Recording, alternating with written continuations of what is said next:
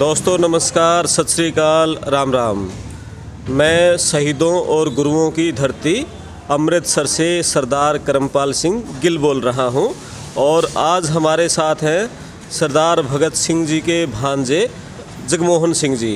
Professor Jagmohan Singh ji Ludhiana में रहते हैं और आज हम दोनों का अमृतसर में मिलन हुआ, तो क्यों न एक बातचीत की जाए। पर मेरी बड़ी जिज्ञासा हुई, प्रोफेसर साहब से मैंने बात की तो बड़े 1 मिनट में ही उन्होंने हाँ कर दी, चलो ठीक है बात करते हैं। और बात सुनकर बड़ा मज़ा आएगा। आप वीडियो को ज़्यादा से ज़्यादा शेयर करें, चैनल को सब्सक्राइब करें और बात करते हैं। सर नमस्कार। नमस्कार सर ये बताओ, जैसे अब आज़ादी के 75 साल पूरे हो रहे हैं और एक पूरे देश में अमृत महोत्सव मनाया जा रहा है, हर घर तिरंगा घर घर तिरंगा। इस तिरंगे का क्या अर्थ है, इस तिरंगा यात्रा का? सबसे पहले मेरा ख्याल यही समझने की ज़रूरत है जी कि तिरंगा जो है उसकी यात्रा क्या है। जी। अब जो हम कर रहे हैं उसकी तो अपनी यात्रा है, क्योंकि पहली दफ़ा तिरंगा जो है वो इंटरनेशनल कॉन्फ्रेंस हुई, सोशलिस्ट इंटरनेशनल कॉन्फ्रेंस थी, वो स्टुटगर्ट जर्मन में हुई। तो भारत की पहली महिला इनकलाबी जो हैं भिकाई जी कामा, उन्होंने ये झंडा अपने हाथ से बनाया और ये जाके उन्होंने वहाँ कहा कि सब उसके सलाम करो, ये हमारे नए भारत का उदय है जी। और उन्होंने कहा कि 3 रंग क्या हैं। तो उन्होंने कहा कि ये 3 रंग उन 3 सामाजिक कदरों के रंग हैं, सामाजिक नियमों के रंग हैं जिसमें समाज बढ़ता है, और वो है इक्वलिटी, लिबर्टी, फ्रेटर्निटी, बराबरता, भाईचारा और आज़ादी। तो ये जो है 1907 में मतलब पहली दफ़ा इंटरनेशनल लेवल पर, और बड़ी खूबसूरत बात यह है कि उस कॉन्फ्रेंस में लेनिन भी थे और लेनिन ने भी उठ के इसको सल्यूट किया कि एक नया भारत उदय हो रहा है। और नए भारत उदय होने का मतलब है कि जब गदर पार्टी बनी तो उसमें मतलब कि जो युगांतर आश्रम उनका सैन फ्रांसिस्को था, उस पर भी ये 3 रंग का तो झंडा लहराया गया। और जब करतार सिंह सराभा जो यंगेस्ट मार्टायर थे, उनसे पूछा गया जज ने कि भी तुम इनकलाबी बन के इनकलाब लेने आए 8000 लोग, तो आप एक झंडा भी लेके आए, उस झंडे की क्या इम्पोर्टेंस है, ये कलर क्या कहते हैं? तो उसने यही बात कही कि ये मतलब बराबरता, भाईचारा और आज़ादी के जो मतलब रंग हैं और इसी से समाज आगे बढ़ता है और यही हमारा उदय है।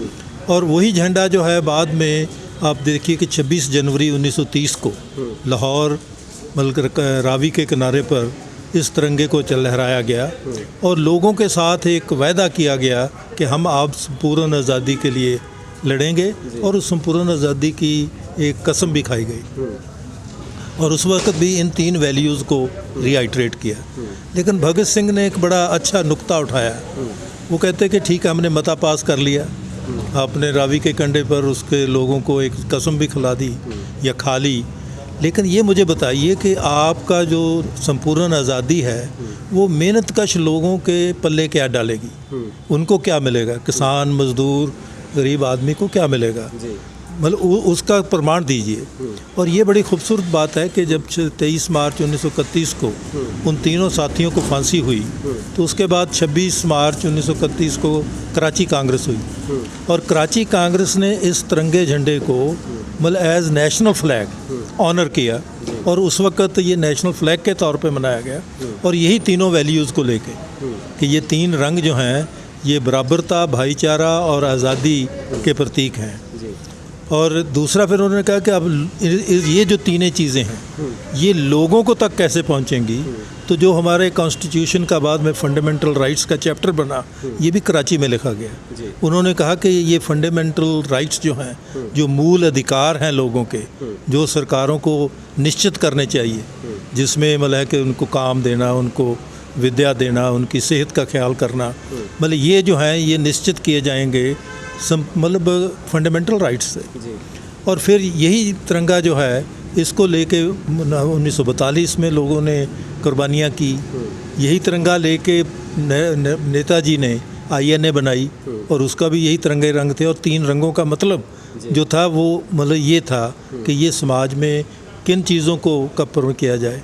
और उसके बाद नेवी म्यूटनी हुई, तब भी ये झंडा लगाया गया। और उसके बाद कॉन्स्टिट्यूशन जब बना तो उसमें मतलब ये दोबारा उसके प्रीएम्बल में लिखा गया कि सामाजिक न्याय, और सामाजिक न्याय का मतलब सामाजिक, आर्थिक और राजनीतिक, वो न्याय तब मिलेगा अगर हम स्वतंत्रता, और उन्होंने आगे स्वतंत्रता को डिफ़ाइन भी कर दिया कि विचारों की, आपके अपनी मर्जी से एक बात को मानने की, ये आज़ादियाँ जो हैं, ये सब आज़ादी का मतलब है। बराबरता का मतलब है कि अपॉर्चुनिटी, आप हर व्यक्ति को मौका मिलना चाहिए, मौके की बराबरी, और उसको मतलब सम्मान की बराबरी, ये बराबरी का मतलब है।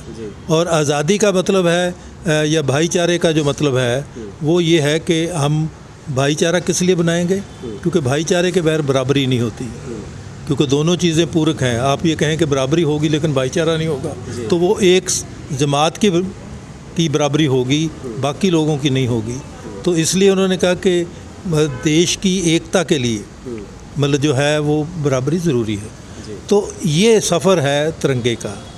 हाँ, अब 75 साल बाद हम याद तो कर रहे हैं, लेकिन उस तिरंगे के साथ ये भी था कि जब लोग अपने हाथ से तिरंगा बनाएंगे तो उनकी जो भावनाएं हैं वो भी होंगी। अगर लाखों महिलाएं सूत काट रही हैं और फिर उसका कपड़ा बन रहा है, फिर उस कपड़े से तिरंगा बन रहा है, तो कितने लोगों की भावनाएं जुड़ती हैं उसके साथ। लेकिन अभी जो सबसे ख़तरनाक बात ये हुई है कि तिरंगा तो उठा दिया, लेकिन वो स्वदेशी वाला तिरंगा नहीं है। जो एक तो उसकी वैल्यूज़ के बारे में कोई बात नहीं कर रहा, दूसरा ये है कि उसका जो बनाने का, उसमें मतलब स्वदेशी का शब्द इसलिए था कि लोगों के हाथ को काम मिले। अब मतलब लाखों महिलाएं जो हैं उनको काम मिलता था, आपने वो छोड़ के कारपोरेट को दे दिया।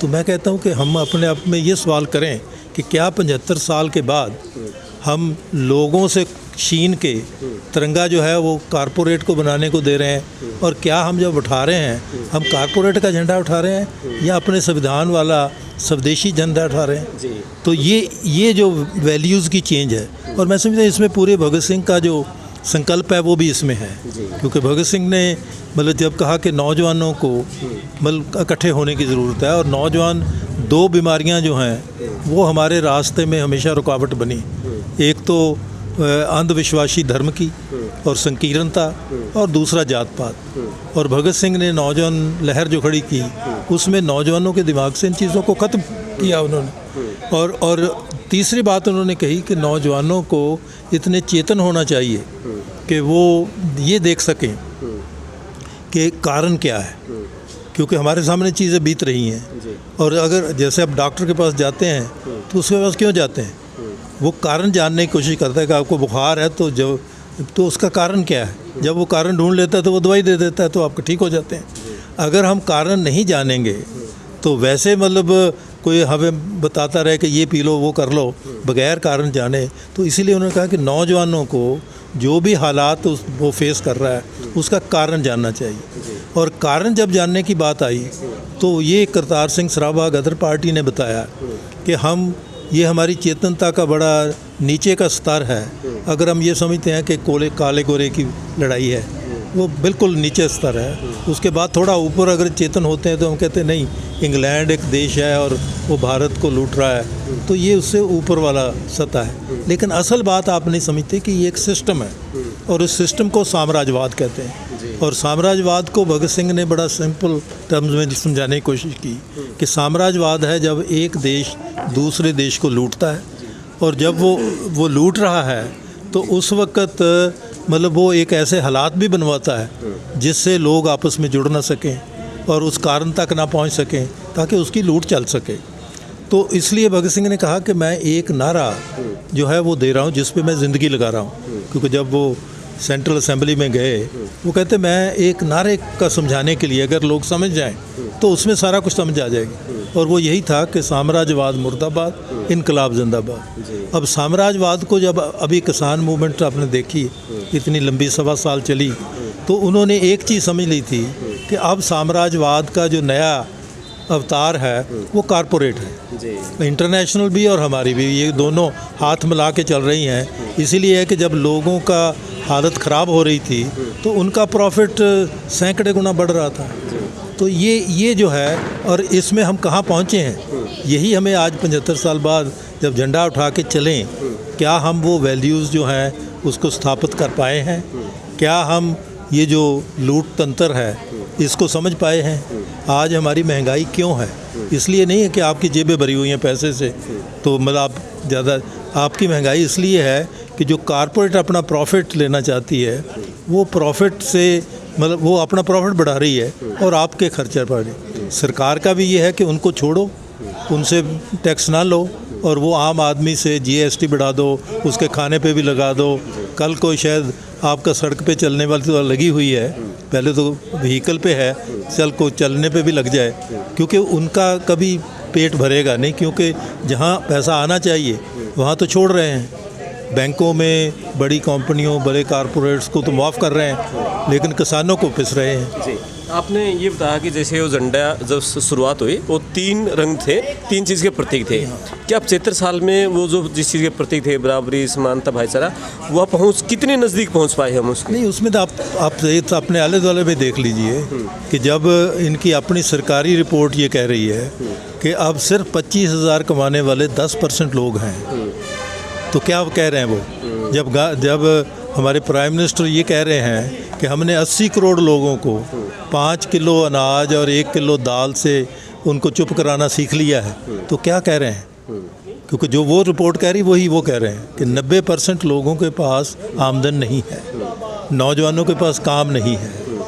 मतलब ये सारा जो है, मतलब ये इसीलिए है कि अब, और तीसरी जो चीज़ मैं समझता हूँ कि कृषि वाले लोगों को समझने की ज़रूरत है कि आज आप अगर कल दुनिया में अगुवा बनना चाहते हैं, जिस तरह का अब पूरा यूरोप में मौसम हो गया है कि वहाँ 500 साल में इतना बड़ा मतलब कभी सोका नहीं पड़ा, ड्रॉट नहीं हुआ, वहाँ सब पानी सूख गया है, वहाँ वो खाना नहीं, तो इसका मतलब है कि हमें वो संभालने की ज़रूरत है और हमें भी कहीं बर्बाद ना कर दें कि हम तो बर्बाद हुए हैं, सजन आपको भी बर्बाद करेंगे, ताकि फिर उनके जो बड़े मतलब अमेरिका के और ब्राज़ील के और बड़े कंपनियों के खेत हैं वो सारा कब्ज़ा खुराक का कर लें।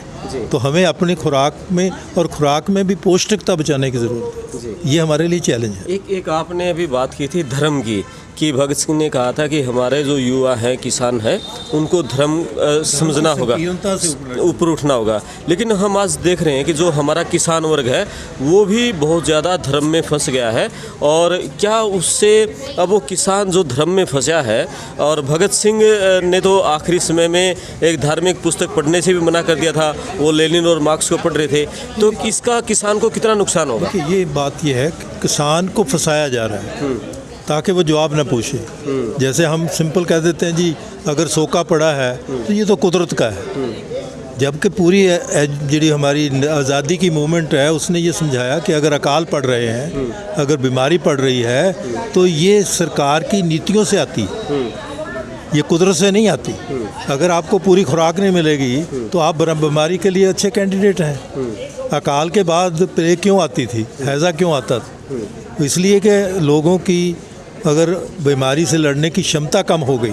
इसलिए मैं कहता हूँ कि पौष्टिकता पे, और पौष्टिकता आप अपनी दादी से, नानी से सीख सकते हैं कि वो मतलब सिंपल चीज़ों से। आज भी हम बात कर रहे थे हरियाणा में और राजस्थान में लोग कहीं आपको मोटा आदमी नज़र नहीं आएगा।